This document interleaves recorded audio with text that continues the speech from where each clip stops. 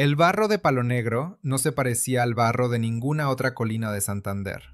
Era tierra rota por picas y uñas, mezclada con pólvora y con un silencio que solo existe antes de un desastre. A finales de abril de 1900, los liberales que caminaban hacia esas lomas aún no sabían que estaban entrando en la batalla más larga y sangrienta de la historia republicana colombiana. Iban con la esperanza terca de que el país todavía podía cambiar de manos por la fuerza de los fusiles. La Guerra de los 1000 días había estallado en octubre de 1899 en un país exhausto de disputas partidistas, con una economía frágil y regiones incomunicadas, donde el voto y el fusil se alternaban como si fueran herramientas equivalentes. Los conservadores gobernaban desde 1886 bajo una constitución centralista y un esquema de poder que muchos liberales sentían asfixiante. En Santander, la tradición federalista y el resentimiento acumulado hicieron que la rebelión pareciera no solo posible, sino casi inevitable. Con cada decreto de guerra y con cada rumor de reclutamiento forzoso, los pueblos entendían que el conflicto no se quedaría en los clubes políticos, entraría a las casas y a los caminos. Las primeras acciones fueron confusas y veloces. En noviembre de 1899, los liberales intentaron tomar Bucaramanga y fracasaron. Un golpe que les recordó lo difícil que sería quebrar una capital regional bien defendida. Poco después, la guerra se desplazó hacia el norte del departamento, donde la ruta a Cúcuta ofrecía abastecimiento, contactos y la sombra cercana de la frontera venezolana. En esas semanas iniciales, la gente de las veredas veía pasar a los alzados con un entusiasmo prudente.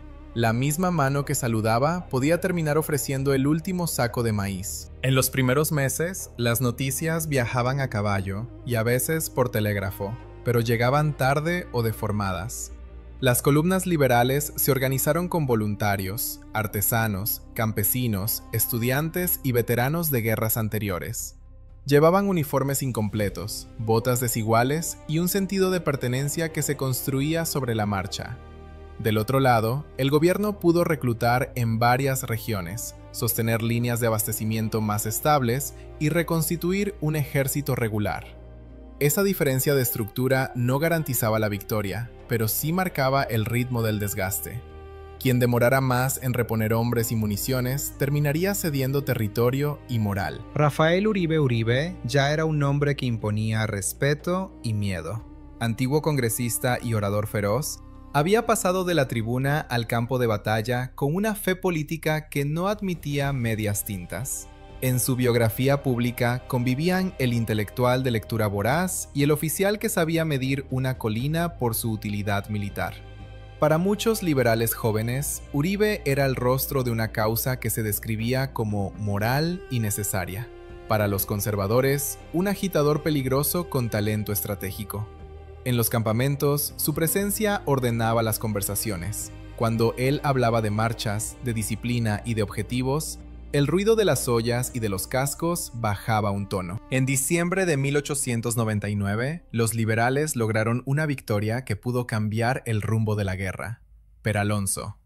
En medio del clima húmedo de norte de Santander, el empuje de comandantes como Uribe Uribe quebró líneas conservadoras y elevó la moral rebelde. Las tropas oficialistas retrocedieron golpeadas y sin coordinación. En teoría, el camino hacia el centro del país quedaba entreabierto, como una puerta que alguien olvidó cerrar en medio del pánico. Pero el triunfo trae un tipo de vértigo que también puede paralizar. Gabriel Vargas Santos, comandante en jefe liberal, interpretó Peralonso como una carta política más que como una licencia para perseguir al enemigo en retirada. Optó por concentrar el esfuerzo hacia Cúcuta para asegurar recursos, reclutas y un espacio de maniobra. Su decisión tenía una lógica fría. Sin abastecimiento, ninguna victoria resiste. Sin embargo, esa pausa también le dio al gobierno el tiempo que necesitaba para recomponer su ejército y convertir la derrota temporal en una lección táctica. En Bogotá, el poder conservador respiró y se reorganizó. La guerra, que había empezado como una crisis regional, demostraba que podía incendiar el país entero. El general Próspero Pinzón consolidó su liderazgo en la recomposición del ejército oficialista y adoptó una estrategia de cerco y desgaste. No buscaba una sola carga heroica, sino cerrar rutas, cortar apoyos y obligar al adversario a escoger entre pelear en desventaja o consumir su fuerza en largas marchas sin comida. Al mismo tiempo, la guerra empezó a devorar la vida civil.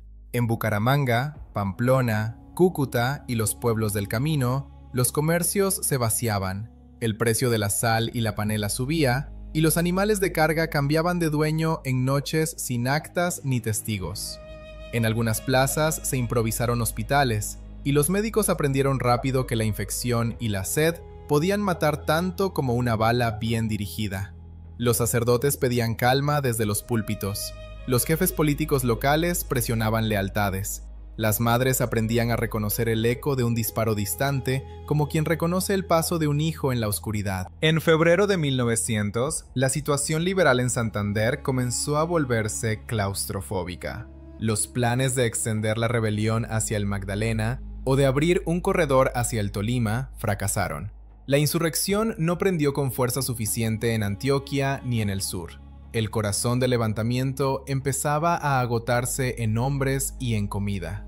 Muchos batallones sobrevivían dependiendo de lo que podían quitarle al enemigo o de apoyos externos que se volvían cada vez más inciertos.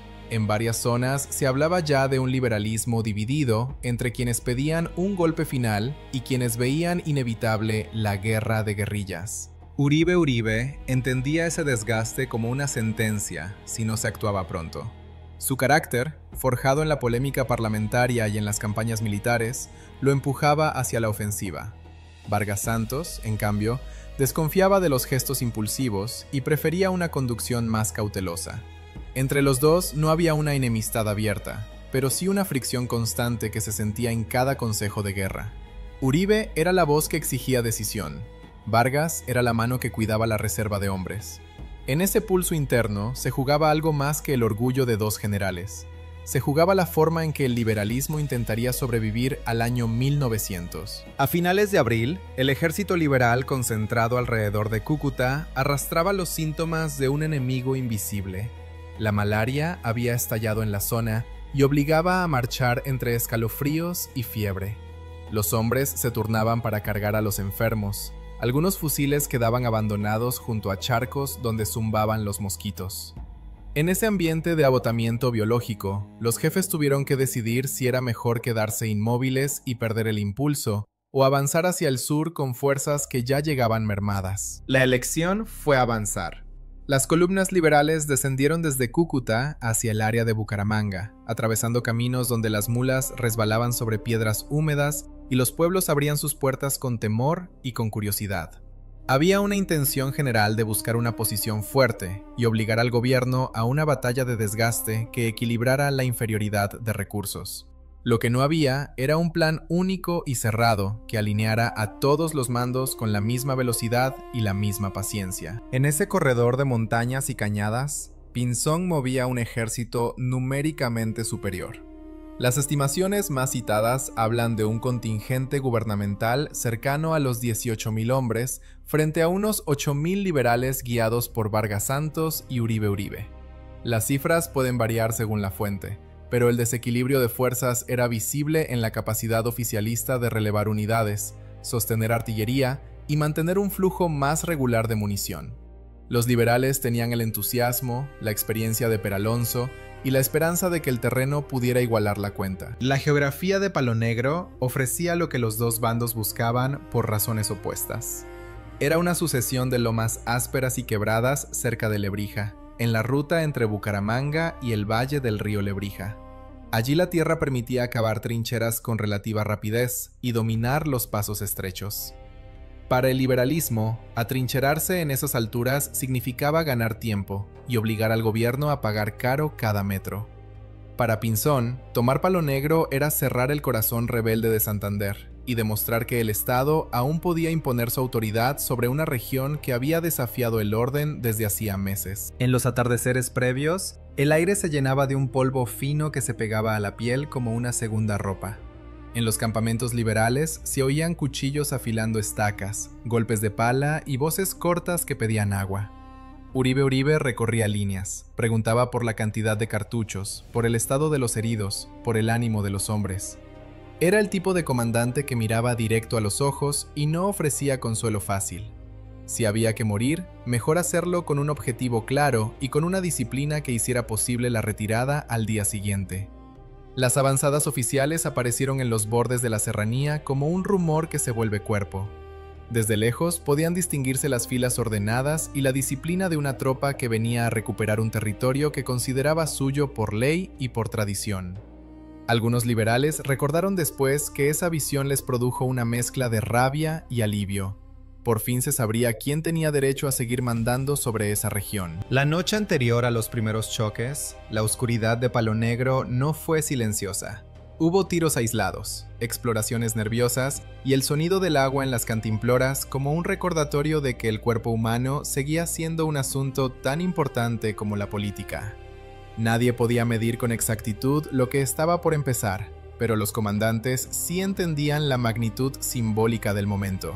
Si los liberales ganaban allí, recobrarían la iniciativa de la campaña de Santander. Si perdían, el movimiento quedaría obligado a dispersarse y reinventarse.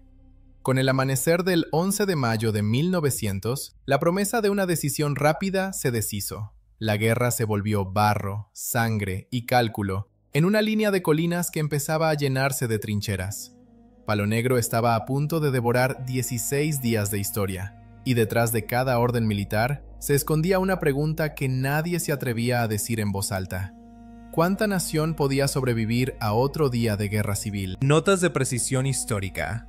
Las fechas generales de la batalla, su localización cerca de Bucaramanga y Lebrija, el papel de Gabriel Vargas Santos y Rafael Uribe Uribe en el mando liberal, el comando gubernamental de Próspero Pinzón y las estimaciones de fuerzas y contexto de la campaña de Santander se apoyan en síntesis históricas ampliamente citadas. 16 días de fuego continuo pueden convertir a un hombre en estadística y a una montaña en frontera moral. El 11 de mayo de 1900, cuando el combate estalló en Palo Negro, la promesa de una victoria rápida se deshizo en el aire como pólvora húmeda. Quedó un duelo de resistencia en el que nadie podía darse el lujo de cansarse primero. Las fuerzas del gobierno avanzaron con la seguridad de la superioridad numérica y con la ventaja de una cadena de abastecimiento más estable. Las tropas liberales, más reducidas y con menos artillería disponible, eligieron la defensa en profundidad. Cavaron, reforzaron, trasladaron municiones a mano y convirtieron cada loma en una pieza de un sistema que debía sostenerse por días. El terreno favorecía esa obstinación. Pendientes cortas, líneas de visión fragmentadas y suelo que aceptaba la pala con suficiente rapidez para que una posición naciera casi de la noche a la mañana. La primera jornada dejó claro el costo del método. Las oleadas oficiales empujaron sobre puntos donde el frente parecía apenas sostenido por hombres agotados. La línea liberal respondió con descargas concentradas desde zanjas oscuras. Al caer la tarde, los dos bandos habían perdido centenares y la colina no pertenecía a nadie. En la noche, las patrullas caminaban con cuerpos que todavía no podían levantar, y el olor metálico de la sangre se mezclaba con la tierra removida. Rafael Uribe Uribe recorrió las posiciones liberales con un estilo que imponía silencio. Preguntaba por cartuchos, por agua, por los nombres de los suboficiales que resistían donde la línea parecía a punto de ceder. En testimonios posteriores se repite la misma impresión. Su presencia evitó fugas y devolvió orden cuando el miedo quería convertirse en estampida. Era un comandante capaz de convertir una frase breve en disciplina. No prometía gloria, prometía sentido. Gabriel Vargas Santos observaba el conjunto con una prudencia casi dolorosa. Su prioridad era impedir que un arrebato local gastara la reserva que aún sostenía el ejército liberal. En varios consejos de guerra, insistió en que Palo Negro debía ser una batalla para ganar tiempo, no para regalar hombres. Esa visión chocaba, sin destruirse, con el ímpetu de Uribe. La relación entre ambos se volvió un eje interno de la lucha. Uno empujaba la voluntad hacia la acción, el otro la amarraba al cálculo. Próspero Pinzón, al mando gubernamental, eligió la paciencia metódica.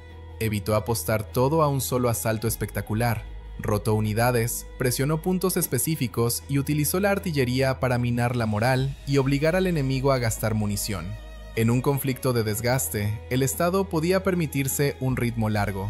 Los insurgentes, no. La vida en las trincheras empezó a reducir el mundo a necesidades elementales. El agua se volvió un bien tan estratégico como el fusil. Se racionaba en vasos pequeños y se escondía en latas para el turno de la noche. La comida llegaba en remesas irregulares y, cuando faltaba, la panela y el maíz eran una cena completa.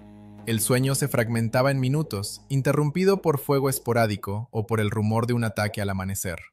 Los hospitales de campaña crecieron a la sombra del combate. Camas improvisadas con puertas, hamacas y tablas. Médicos y practicantes trabajando bajo presión, con anestesia limitada y con la urgencia de amputar antes de que la infección ganara. A la violencia de las balas se sumaban la fiebre, la deshidratación y la gangrena. Cada carpa llena de heridos era un recordatorio de que el costo real de Palo Negro no se contaba solo en posiciones ganadas o perdidas. En los pueblos cercanos, la batalla se filtró en la vida civil con una crueldad silenciosa. Alcaldes y jefes locales organizaban requisiciones y trataban de evitar saqueos sin provocar a los militares. Familias enteras escondían alimentos y aguardaban noticias que llegaban tarde. En más de una casa, la lealtad partidista dividió la mesa y el parentesco. El conflicto no era una discusión abstracta, era una grieta dentro del hogar. Hacia el 14 y 15 de mayo, los liberales empezaron a sentir con más fuerza la desigualdad logística. Hubo sectores donde los cartuchos se compartían por puñado y las armas pasaban de un tirador a otro. La artillería oficialista, sin ser desbordante, mantenía una continuidad que desgastaba las defensas. El ruido de los proyectiles, repetido durante horas, empezó a funcionar como un instrumento de presión psicológica. El 16 de mayo, el gobierno concentró ataques sobre áreas donde la línea liberal parecía más delgada. En algunos puntos, el combate se volvió cuerpo a cuerpo en el borde de las zanjas. La bayoneta, el machete y el culatazo reemplazaron por instantes al disparo a distancia. Cuando la posición se estabilizó otra vez, quedó claro que el conflicto había entrado en una fase más cerrada y más costosa, donde el valor individual no compensaba la falta de munición ni de relevos. Episodios así alimentaban la épica interna liberal, pero también tensaban el mando. Uribe pedía golpes que sacudieran la iniciativa y forzaran al enemigo a retroceder. Vargas Santos insistía en que el heroísmo sin respaldo material podía destruir el ejército antes de destruir al adversario.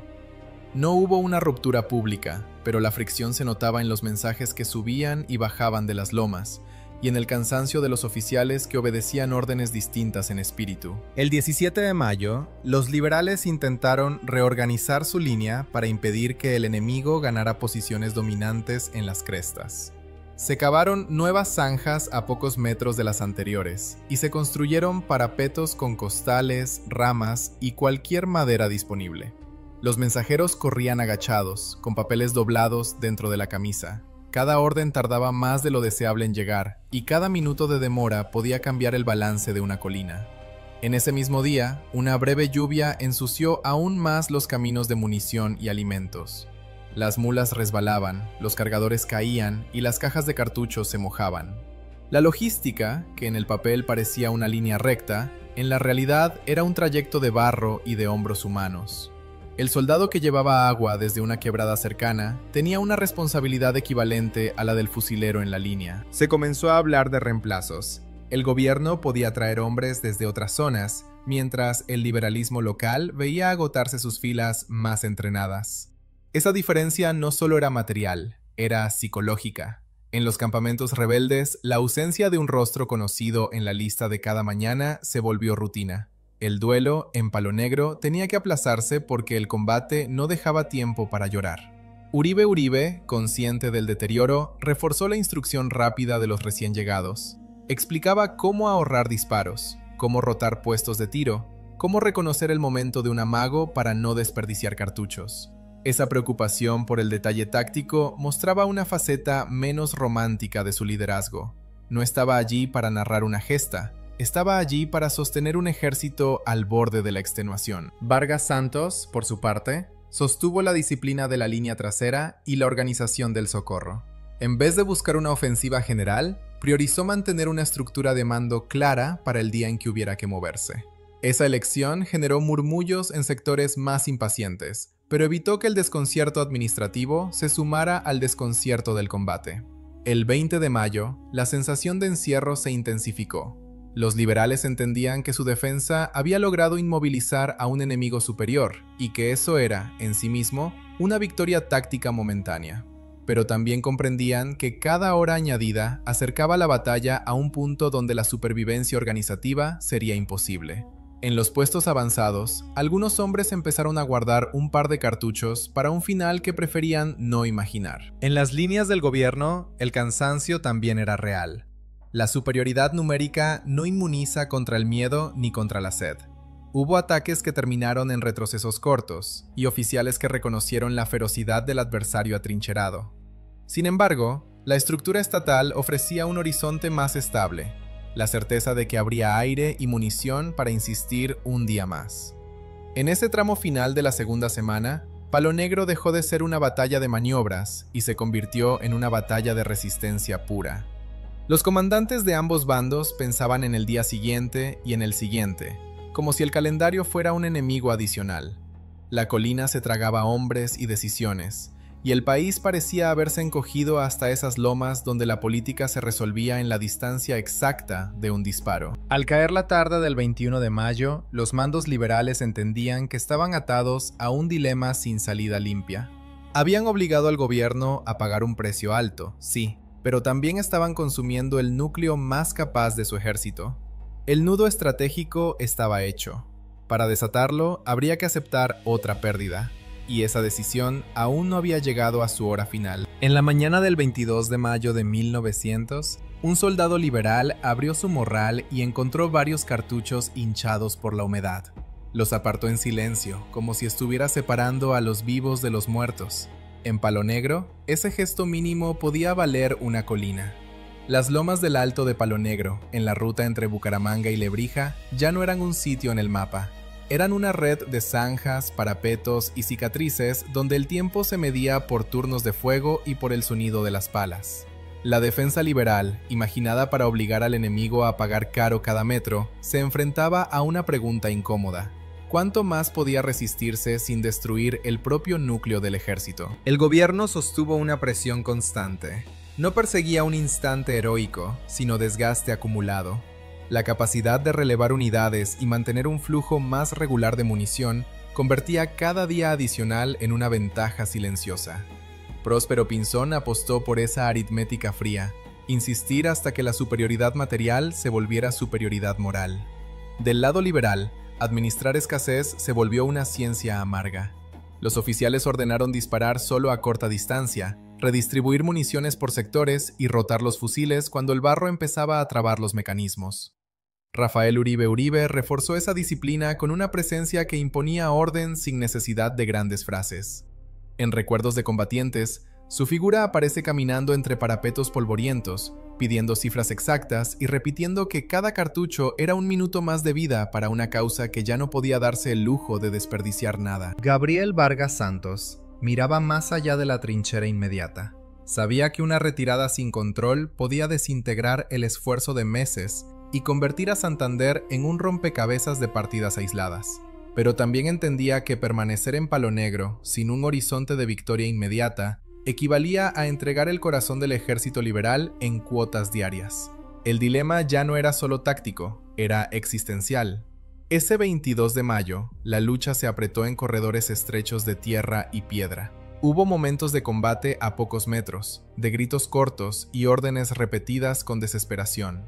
Un suboficial herido en un brazo siguió coordinando su sección con la otra mano hasta quedar sin voz. No fue un acto diseñado para la posteridad. Fue la forma humana de sostener una línea que se deshilachaba por agotamiento y hambre. La relación entre Vargas Santos y Uribe adquirió un peso más visible. Uribe aún veía posible ejecutar golpes breves que rompieran el equilibrio y obligaran al enemigo a retroceder en puntos decisivos. Vargas insistía en no gastar la última reserva en maniobras que el abastecimiento no podía respaldar. La diferencia no estalló en enfrentamiento público. Se expresó en mensajes más secos, en consejos más cortos, en una tensión que la oficialidad percibía sin necesidad de nombrarla. En la madrugada del 23, antes de que el sol calentara las zanjas, una patrulla liberal bajó hacia una quebrada buscando agua. Regresaron con cantimploras a medias y con la noticia de que las rutas bajas empezaban a ser observadas por avanzadas enemigas. En esas guerras de montaña, asegurar el agua era asegurar la voluntad. Un hombre sediento no puede imaginar una bandera, solo imagina sombra. El 23 de mayo, el desgaste físico se sumó a una crisis de atención médica. La fiebre, la deshidratación y las infecciones comenzaron a multiplicar el número de bajas efectivas. Los camilleros avanzaban agachados, y los médicos de campaña debían decidir rápido a quién operar y a quién solo aliviar. Las cifras exactas de muertos y heridos de Palo Negro varían según los recuentos posteriores, pero varias estimaciones coinciden en que las bajas totales se contaron por miles, un impacto enorme para ambos bandos. En el bando gubernamental, los asaltos también habían dejado regimientos agotados. Hubo avances que se pagaron con sangre y que luego debieron consolidarse con insistencia y reorganización. En una trinchera oficialista, un soldado joven sacó un rosario gastado, lo apretó con la mano sucia de tierra y murmuró una oración tan breve como un suspiro. Al levantarse, volvió a la línea sin que nadie lo llamara por su nombre. La obediencia en Palo Negro tenía tanto de fe como de disciplina. Durante la tarde del 23, en sectores liberales comenzaron a circular conversaciones sobre rutas de repliegue. No eran rumores de pánico, eran cálculos prácticos nacidos de capitanes que veían reducirse el suministro a cajas aisladas y a mulas que tardaban demasiado en llegar. El barro convertía cada viaje de abastecimiento en una operación lenta y peligrosa. La logística, en esas montañas, era una batalla paralela que desgastaba en silencio la voluntad de resistir. El 24 de mayo trajo una señal inquietante. Un avance oficialista consiguió afirmarse en crestas que ofrecían mejor observación de varios tramos liberales. No fue un quiebre total del frente, pero sí un cambio de ángulo desde el que se podía castigar la defensa. Los rebeldes tuvieron que desplazarse, cavar de nuevo y cubrirse con recursos cada vez más improvisados. La línea que había resistido con método empezó a sobrevivir con inventiva y fatiga. Uribe respondió reforzando puntos críticos con sus hombres más confiables. Ordenó contraataques breves, diseñados más para recuperar oxígeno moral y tiempo que para conquistar terreno permanente. Los liberales mostraron que aún conservaban ferocidad y oficio, pero la ecuación era cruel. Cada recuperación mínima exigía un gasto de munición y de cuerpos que el mando sabía imposible de repetir indefinidamente. En una de esas horas de tensión, un pequeño grupo liberal quedó aislado en una zanja adelantada. No había refuerzos inmediatos. Resistieron lo suficiente para permitir que una línea vecina reacomodara sus hombres y sus armas, y luego se replegaron dejando atrás a 2 heridos que ya no podían caminar. Ese tipo de decisiones, repetidas en silencio a lo largo del frente, fueron el precio humano de mantener la cohesión. Vargas Santos concentró esfuerzos en que la retirada, si llegaba la hora, fuera un movimiento organizado. Según memorias de algunos participantes, los mandos comenzaron a reservar munición para cubrir un repliegue nocturno y a fijar puntos de reunión en caso de dispersión. Preparar la salida sin anunciarla era un acto de gobierno interno. Además de pelear contra el enemigo, había que pelear contra la desesperación que se colaba por noticias incompletas y por rumores de los pueblos cercanos. La noche del 24 al 25 casi no tuvo conversaciones largas. Bajaron los tiros por momentos y subieron los sonidos de la tierra trabajada a oscuras. En trincheras aisladas, algunos hombres escribieron notas rápidas para sus familias y las guardaron en el forro del sombrero o en un bolsillo interior. La política nacional se había reducido, para ellos, a una lista de nombres que no querían dejar sin despedida. En la distancia, el eco del combate llegaba como un trueno cansado. El 25 de mayo, el gobierno apretó el frente con mayor regularidad de fuego y de relevos. Para los liberales, la posibilidad de una ofensiva general se volvió irreal. Faltaban cartuchos, faltaba estado físico, faltaba aire. Resistir sin horizonte prometía una aniquilación lenta. Replegarse era la única salida racional, aunque se sintiera como un dolor íntimo que nadie quería pronunciar en voz alta. Hacia el atardecer, la orden de preparación para el repliegue comenzó a circular con cautela.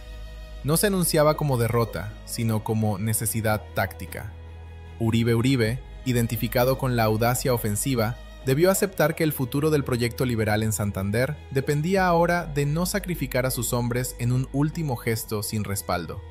Esa aceptación marcó un quiebre silencioso en su liderazgo. El deber de preservar reemplazó, por fuerza, el impulso de ganar en el acto. En la madrugada del 26 de mayo, los liberales iniciaron la retirada por tramos. Las unidades más íntegras cubrieron la salida de las más agotadas. Algunas posiciones se abandonaron después de inutilizar lo que no podía cargarse. El barro tragaba botas y rodillas. La marcha de salida parecía más larga que la de llegada, y aún así la disciplina evitó el colapso total.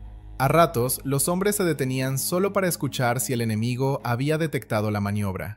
Un disparo aislado podía hacer pensar que todo se venía abajo. En las horas siguientes, los jefes liberales intentaron reunir a los dispersos, contar los que quedaban y atender a los heridos que alcanzaron a salir. El retiro no significaba descanso, significaba reconstrucción inmediata en movimiento, con el miedo a una persecución y con la certeza de que el mapa político de Santander acababa de endurecerse. Con la luz del día, las alturas quedaron en manos gubernamentales. La victoria no fue limpia ni barata. Fue el resultado de un desgaste feroz que transformó el teatro de guerra en Santander. La consecuencia estratégica era clara. El liberalismo quedaba debilitado en su forma más convencional, con menos capacidad para sostener un frente regular prolongado, y con la urgencia de reorganizarse en movimiento hacia zonas donde pudiera respirar y recuperar apoyos. En los rostros de la retirada se mezclaban rabia y alivio. Habían obligado al Estado a sangrar en una escala inesperada, pero habían perdido una fracción dolorosa de sus hombres más entrenados. Palo Negro no solo consumió vidas, consumió una manera de hacer la guerra y una parte de la confianza en que un gran choque frontal podía devolver al liberalismo el control del país. Uribe y Vargas Santos salieron de esas lomas con una herencia difícil de cargar. Al primero lo acompañaba el respeto de muchos combatientes y la imagen del comandante que sostuvo la línea hasta el límite posible. Al segundo, el peso de haber protegido un núcleo que todavía podía moverse para mantener viva la campaña. La tensión entre ambos no se resolvió, cambió de escenario. Ya no se discutía cómo ganar una batalla de trincheras, sino cómo sobrevivir a lo que Palo Negro había impuesto. La batalla terminó como terminan los enfrentamientos de desgaste, no con un único instante glorioso, sino con el agotamiento de una voluntad y la necesidad de preservar lo que queda. A partir de ese amanecer, las decisiones futuras de la Guerra de los 1000 días quedarían atadas a un recuerdo concreto, el de esas colinas donde la política se midió en barro, sed y munición contada. El 26 de mayo de 1900, cuando las últimas unidades liberales se alejaban de las lomas, no hubo un grito de victoria que llenara el aire. Hubo algo más frío, el sonido de una colina que por fin dejaba de disparar. Palo Negro quedaba atrás como un animal saciado, y el país seguía en guerra. Las tropas del gobierno ocuparon las posiciones abandonadas con una mezcla de alivio y estupor. La victoria era real, pero el precio había sido brutal. Los oficiales reorganizaron regimientos en terreno aún humeante, contaron municiones y se enfrentaron de golpe a un paisaje donde el triunfo no podía celebrarse sin mirar de frente la magnitud del costo humano. La batalla había dejado miles de bajas entre muertos y heridos, una cifra enorme para una nación que aún dependía de caminos de herradura y de economías regionales frágiles. La consecuencia inmediata fue estratégica y psicológica. El liberalismo en Santander perdió la posibilidad de sostener un gran frente regular en condiciones comparables. La guerra que quedaba por delante no podía ser una repetición de Palo Negro sin condenarse al fracaso. Desde ese punto, el protagonismo de la campaña se desplazó hacia formas más móviles, más fragmentadas y menos visibles, incursiones, guerrillas, repliegues largos y un esfuerzo constante por no permitir que el gobierno convirtiera la victoria táctica en aniquilación política. En las horas posteriores al repliegue, la vida del soldado liberal se redujo a sobrevivir con lo que tenía puesto. Muchos caminaron con las botas abiertas y el uniforme pegado de barro seco. Los heridos que alcanzaron a salir fueron atendidos en caseríos donde las mesas de cocina servían de camillas y el agua hervida se volvió tratamiento de urgencia.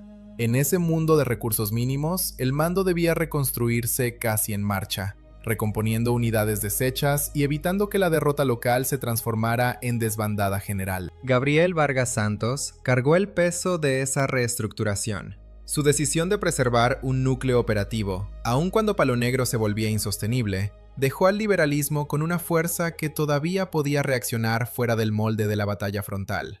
No era una victoria moral, pero sí un acto de supervivencia política. La presión interna no desapareció. Siguió latente en la pregunta que persigue a todo comandante tras una retirada: si se pudo haber ganado de otro modo, o si el precio de intentar ganar habría destruido lo único que quedaba. Rafael Uribe Uribe emergió de Palo Negro con un prestigio endurecido por el sufrimiento. Había sido el rostro de la resistencia en la línea, el comandante cuya presencia sostuvo la disciplina cuando la sed y la escasez ponían a prueba el sentido mismo de la causa. Pero Palo Negro también lo obligó a aceptar una verdad amarga. La valentía no basta cuando la logística se convierte en destino. Para un hombre acostumbrado a imaginar ofensivas decisivas, ese aprendizaje fue una herida silenciosa, más política que física. A medida que 1900 avanzó, los liberales buscaron nuevos espacios de maniobra: la frontera con Venezuela, las rutas hacia el Magdalena y las posibilidades de reorganización en el Caribe se volvieron temas centrales en sus planes. El gobierno, por su parte, entendió que debía impedir la recomposición rebelde, mantener la iniciativa en Santander y proyectar fuerza en otras regiones antes de que la guerra reencendiera otro gran foco. El conflicto, sin embargo, ya había tomado un ritmo propio de desgaste nacional. Los pueblos sentían el peso de la inflación, la escasez y las requisiciones. El comercio se contrajo, los caminos se volvieron inseguros, y los campesinos aprendieron a guardar parte de la cosecha como quien guarda aire. En muchas zonas, la diferencia entre lo civil y lo militar se desdibujó. La guerra estaba en las puertas, en los mercados y en las cartas que nunca llegaron. La experiencia de Palo Negro se filtró en el lenguaje de los dos bandos. Para los conservadores fue un símbolo de restauración del control estatal en Santander, pero también una advertencia sobre el costo de aplastar una región rebelde. Para los liberales fue una herida abierta, una prueba de que podían resistir frente a fuerzas superiores, y al mismo tiempo el recordatorio de que el país no se iba a decidir en una sola batalla de trincheras. En los meses siguientes, Uribe continuó siendo una figura clave en la conducción liberal. Sus movimientos posteriores en escenarios distintos a Santander mostraron la transición hacia una guerra más móvil y más dispersa. La insistencia en sostener la causa, aún con recursos limitados, convirtió su nombre en un punto de referencia para quienes se negaban a aceptar que Palo Negro significara el final del proyecto liberal armado. En varias regiones, su ascendencia política y militar ayudó a mantener unidos a hombres que solo tenían en común la fatiga y la convicción. La guerra siguió su curso con episodios en el interior y en la costa caribe. Los años 1901 y 1902 empujaron a ambos bandos hacia la negociación por agotamiento. La economía nacional estaba resentida. Los ejércitos arrastraban enfermedades, deserciones y el desgaste de campañas largas, y el país parecía moverse hacia un punto donde la continuidad del conflicto amenazaba con fracturar aún más el tejido social. En ese horizonte, los liderazgos militares debieron convivir con un pragmatismo creciente. En 1902, cuando los acuerdos de paz comenzaron a tomar forma en distintos frentes, el liberalismo buscaba cerrar la guerra, conservando algo más que el honor. El Tratado de Neerlandia, firmado el 24 de octubre de 1902 en la región del Magdalena, entre representantes del gobierno y jefes liberales encabezados por Uribe, fue uno de los pasos decisivos para desactivar la lucha en la costa atlántica. Semanas después, el acuerdo alcanzado en el buque estadounidense Wisconsin en noviembre de 1902 contribuyó a cerrar el conflicto en el Istmo de Panamá. La guerra, que había empezado con promesas de redefinir el poder nacional, terminaba envuelta en cansancio y en la urgencia de recomponer un país exhausto. Para Uribe, la firma de la paz no borró el peso de lo vivido. Su figura entró a la historia republicana como símbolo de un liberalismo combativo que intentó traducir en armas una visión de reforma política. Su trayectoria posterior en la vida pública y la memoria de su muerte violenta años después consolidaron un aura que excede la guerra misma. Aún así, en 1902, el gesto fundamental fue más simple y más humano: cerrar la posibilidad de que Colombia siguiera perdiendo generaciones enteras en una guerra civil interminable. Vargas Santos, menos envuelto en el relato épico popular, Quedó asociado a la conducción estratégica que buscó preservar fuerzas y evitar decisiones irreversibles sin respaldo. Su nombre suele aparecer ligado a la gran encrucijada de Palo Negro y a la compleja administración del fracaso táctico sin permitir el derrumbe del proyecto político.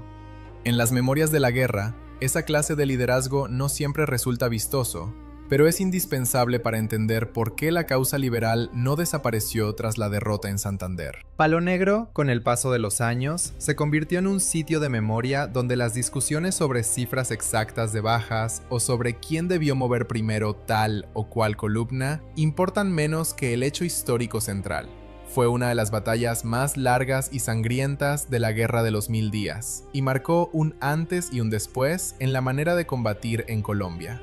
La trinchera se volvió imagen dominante del conflicto, y el Estado y la oposición armada aprendieron que el control del territorio podía depender tanto del suministro de agua y munición como de la retórica partidista. La herencia institucional de esa guerra fue ambigua. El país reforzó la idea de que la autoridad central no podía ser desafiada sin consecuencias devastadoras, pero también acumuló resentimientos regionales que tardaron décadas en decantarse. La sociedad colombiana cargó una memoria de duelo que no siempre se expresó en monumentos, sino en silencios familiares y en apellidos que evitaban hablar del pasado. En Santander, los sobrevivientes regresaron a pueblos donde el tiempo parecía haber envejecido más rápido que los calendarios. Algunos excombatientes encontraron tierra arrasada, otros regresaron a oficios que ya no podían ejercer por heridas o por pobreza. La política partidista siguió viva, pero con un cansancio nuevo, el recuerdo de que las consignas podían volverse tumbas en cuestión de semanas. Años después, el sitio de Palo Negro sería visitado con una mezcla de respeto y desconcierto. La vegetación volvió a crecer donde hubo trincheras. Los caminos se suavizaron con el tránsito cotidiano. Sin embargo, bajo la tierra quedaron restos de hierro, fragmentos de proyectiles, botones, hebillas y pequeñas piezas que alguna vez formaron parte de máquinas humanas de supervivencia. La guerra termina oficialmente en documentos y firmas, pero sus ecos quedan en objetos mínimos. En una casa santandereana imaginable de comienzos del siglo XX, alguien pudo guardar un fusil inutilizado, una libreta manchada o una cantimplora abollada que sobrevivió a la sed de Palo Negro. No como trofeo, sino como prueba de que el país estuvo a punto de romperse del todo. Y en esa memoria material, más humilde que cualquier discurso, Palo Negro sigue respirando. No como una lección declarada, sino como una colina que recuerda, en silencio, lo que cuesta convertir una idea política en una guerra de 16 días.